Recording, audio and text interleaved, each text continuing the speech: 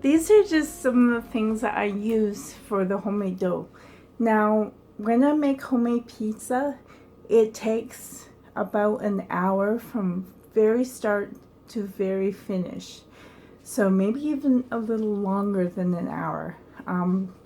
For the dough, I always use the Fleshman's, and I love buying it like this because, like in bulk is what I mean, because it's cheaper, and I love bargains. But this Fleshman's, I love the quick rise one, the quick rise yeast. The instant yeast is what I like. So this one is brand new. I never used it. I always have this on hand. As soon as I open this, I will keep it in the fridge to keep it fresh. Now, as for the sauce, over the years I've tried different pizza sauces. I've tried Kraft, I've tried Ragu, I've tried, so many different kinds. I've tried cooking my own sauce, which is excellent, but it also adds on the time. So I notice now, like for time whatever, for time, I can't think of the word.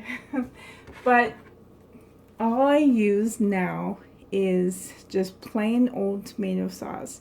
Now this is no name, and I don't be scared of no name or generic. If you are, like, I know there's so many people out there that only love the brand name stuff. But the thing is, I've tried a lot of no name stuff, generic things, and a lot of it is exactly the same for way cheaper. So of course I'm going to save my money, save my pennies. Yes, I save pennies, and because over time it is worth it.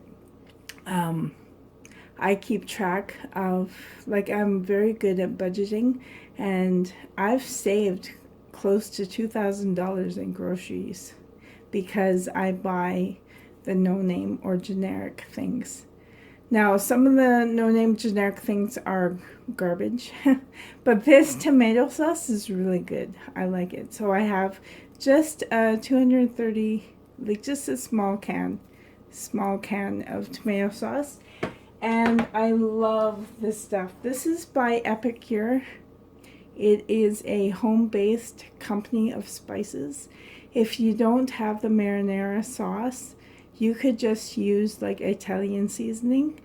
Also works good. But this stuff is like, it's delicious. It's better than Italian seasoning. It's like Italian seasoning plus some other things. But this is what I use. It's by Epicure, and it's a marinara. It's delicious. I used to sell this stuff, but I don't anymore. But I did stock up. I stocked up with marinara. I also need some oil, and I'm going to reach in front of the camera. I know this says a no-name Crisco, but I keep that small bottle on top of my stove, and I refill it. I've been refilling that thing for like years. So what I do, this is what I actually buy, is this big bulk thing of canola oil. So this is a big giant bulk. But what I do is I buy the bulk and just add it to this and keep this on top of the stove. Because I use it, not a lot, but I do use it for cooking. So, and you need salt and you need sugar for the dough. And flour, of course, flour. So for the dough itself, I always start out with 1 cup of hot water. Like not boiling hot, but I run the tap. I will run the tap until it's really hot. I don't know, it just speeds up the yeast.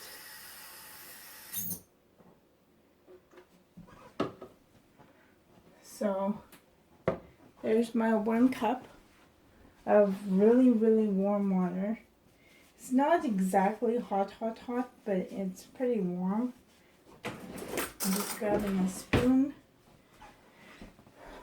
And I'm going to add 1 teaspoon of sugar to that.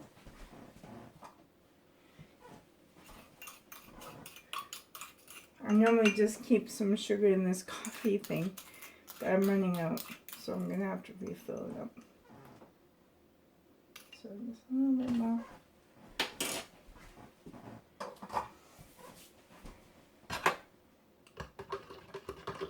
Stir that up to dissolve it.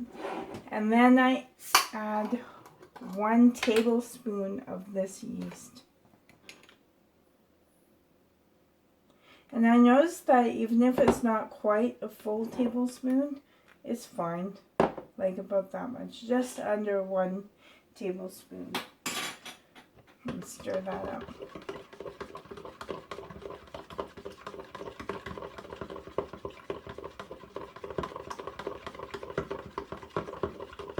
And I just try and make sure that I dissolve all the yeast.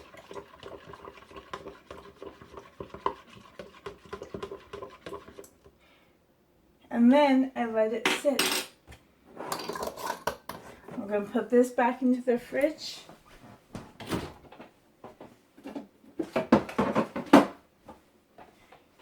And I will let that sit for about 10 or 15 minutes. Well, you'll know when it's done because it will rise to about here. So stay tuned and wait for that, and I'll show you what it looks like. Okay guys, some time has passed. I should have taken note how long, but I haven't. But I would say maybe about 10 or 12 minutes or so. But you see how the yeast is rising like that? That's what I want. So in the meantime, I'm going to turn on the oven to 425 Fahrenheit and get it warmed up. Preheated. I have a bowl here. Let's see what you can see. Okay, and all that I'm going to do into this bowl is I'm going to add a 1/4 cup of oil. I use canola oil.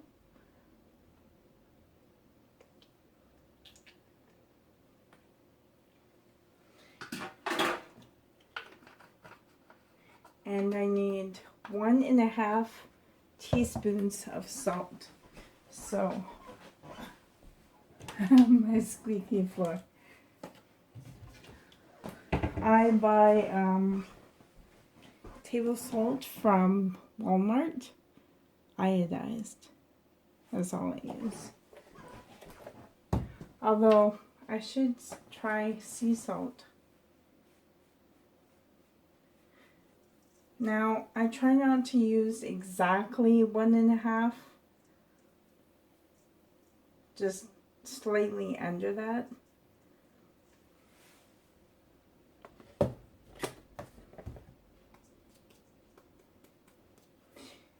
And then, oh, I should have got more prepared. I need to spoon. Maybe I'll get these out too.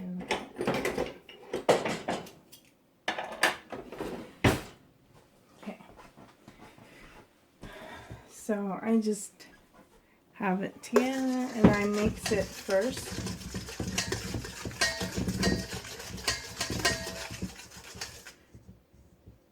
And then I add 2.5 cups of flour. And I just use regular white flour, which I keep over here. I know you can't see me, but I'm just getting some from my flour container. What I've used is, this is an old container. You know when you buy those popcorns, bags of popcorns? That's all that this is. It was like, the thing of popcorn cost like, I don't know, $10. So this works well for my flour. Obviously I need to add more flour into here. But okay, now I don't sift the flour, but here's a trick I learned in home ec when I taught there. Is you can take your flour and just play with it like this, and then put some air into the flour, because that's basically what sifting is when you sift the flour, you're allowing air to get in between. So you just play with it and it gets really nice and soft. And normally if I have a big bin of flour, I just stir it around and play with it. Just play with it for a little bit to get some air into there. So you don't have to sift it, because this is the same sort of thing, just getting the air into it.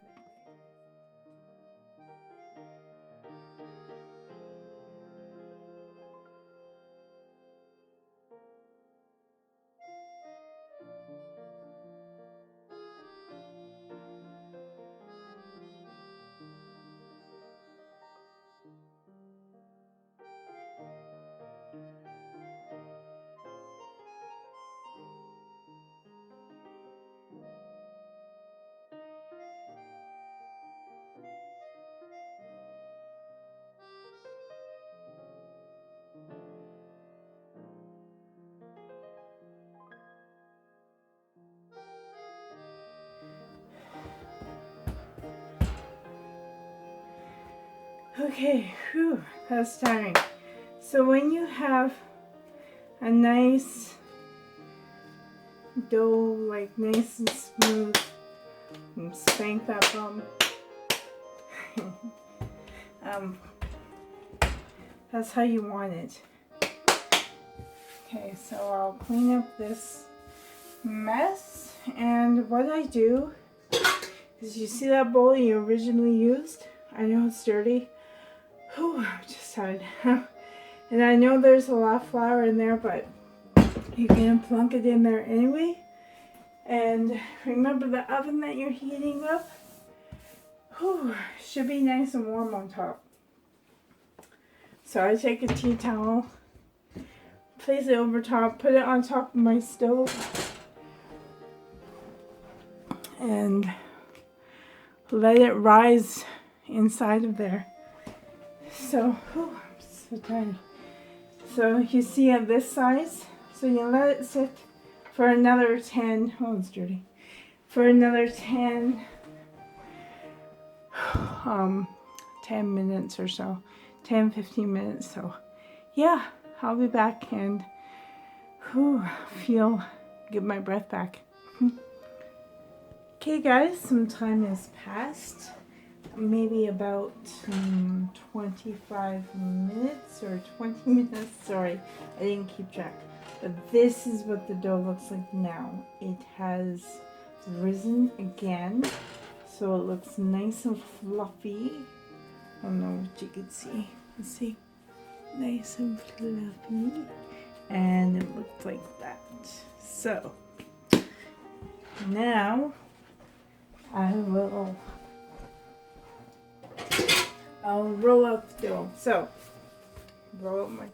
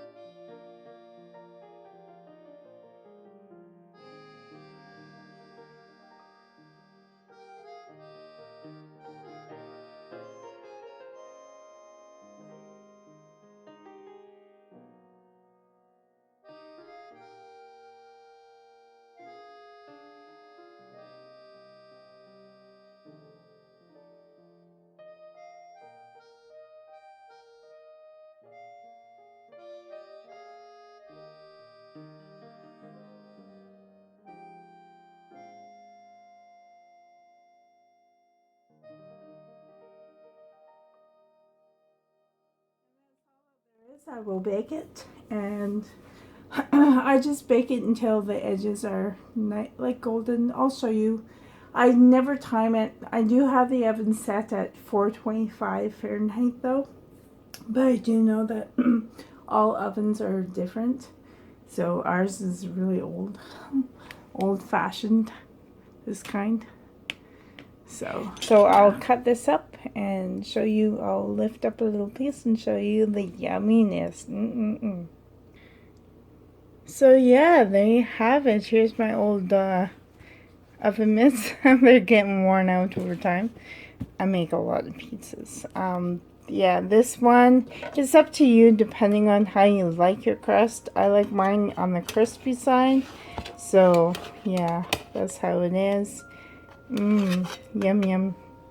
So yeah, that's our lunch. Normally when I do make the pizzas, I did little overcook it a little bit, but not too much. Like it's this Cracker Barrel cheese too. It's normally like that, so, but I like it. I've tried different mozzarellas. You could use real mozzarella, which is probably a lot creamier than this. This is kind of on the hard side mozzarella, but it's still delicious. It's really, really good. So yeah. So yes, my mouth is watering. I'm gonna go and tell my son that I made some lunch, and yeah. So thank you guys for watching. Hope that you enjoyed it, and I wish the color it's not so orangey like this. I wish you could see it how it really was. But have a great day, and thank you for watching, and until next time, see you later guys. Bye for now. Love you.